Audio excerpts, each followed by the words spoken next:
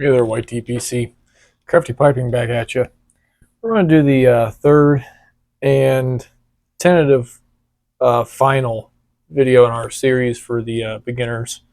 Um, this one will be going over cleaning your pipe. So here I have my Dr. Grabo estate pipe that I finished, I don't know, about a week ago, and I just smoked my first bowl out of it. So I figured this would be a good time to kind of go over how I clean my pipes, especially when they're new. Because if you're a beginner, I would think that you'd have relatively new pipes, so you're still working on building your cake. So I smoked my bowl of Prince Albert, which is my usual breaking in blend. Also, what I recommend for newbies. So we're going to take this down to the table, and I'll show you kind of my process for how I clean my pipes after I smoke them. And I find that outside of just pipe reaming, I don't usually have to do any major cleaning, deeper cleaning.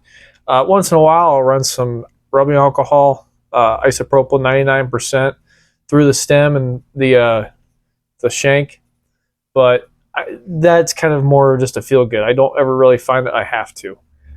So like I said, we're going to go down the table, and I'll show you how to clean my pipes. All right, guys. So here I got my smoked pipe. Got my ash in there. I've let it cool down a good bit. So the first thing you're going to get is some pipe cleaners. Now these are the taper pipe cleaners. I also use the Super Value pipe cleaners, but this is just what I have handy right now. So we'll go ahead and grab a pipe cleaner. And this is what I usually do. Now on this pipe, it has a threaded connection. Now I do take my stems out every cleaning. I haven't had a problem with doing that yet. I haven't worn one out. I always just make sure that the pipe is cool before I remove the stem, regardless if it's a threaded connection or just a standard tenon connection like on my BBB pipe, so a standard connection. So here I will take my pipe cleaner and I run it from the mouthpiece, from the button, down through the stem. And so you see there it came out the stinger. I'll run it back and forth a couple times just to make sure I get any of the leftover residual moisture, kind of wiggle it back and forth a little bit. Then I get it out, and that's what we're left with. So now because this one has a stinger, I will also just kind of wipe it down with the pipe cleaner end here, just to kind of get any moisture or ash that might have accumulated on it while smoking. So I got that. I'll set that off to the side for now. Then I'll take my pipe. So now we got to figure out what we're going to do with the ash. So because this is a new pipe and there's not any cake on it, what I like to do, I'll take the pipe and I'll shake it with the dry ash. And that will completely coat the inside of the bowl. That way I know I'm going to start building a good cake. So then I'll take some form of a poker or your tamper tool. If it's a check tool, I have a Rogers pipe knife, so it's got the pick. And I'll go inside the bowl, and I'll just break open or break loose what is in the bowl. So really, with this, there shouldn't be too much dottle because it's the Prince Albert, so it smokes pretty dry. So I'll just bring my ashtray over so you can kind of see what that looks like. So I smoked this just about all the way to the bottom.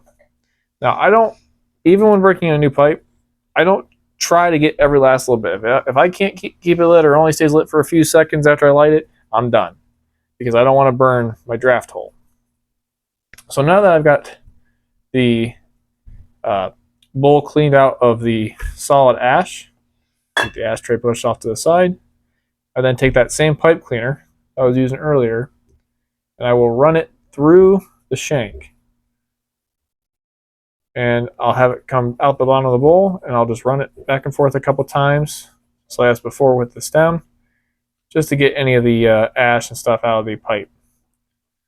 I then take a pipe cleaner and turn it into a V, and just real lightly, because I'm not trying to remove all the ash. I'm just trying to get any loose tobacco that is still stuck to the inside of the bowl. So I've loosened it up and I'll dump it out. So at that point, I have a very light coating of ash inside the pipe so I can build a good starter cake. And then I will take my stem. If I find my stem right here. So I will take my stem. I will reinsert it into the pipe. And that is as simple as it gets for a briar pipe. Now with this, because this is an older Dr. Grabo, this has a vulcanite stem. I'll also take some mineral oil on my finger and just rub this down real light to keep it from oxidizing. I'll clean the mouthpiece off. I'll try to keep it nice as possible.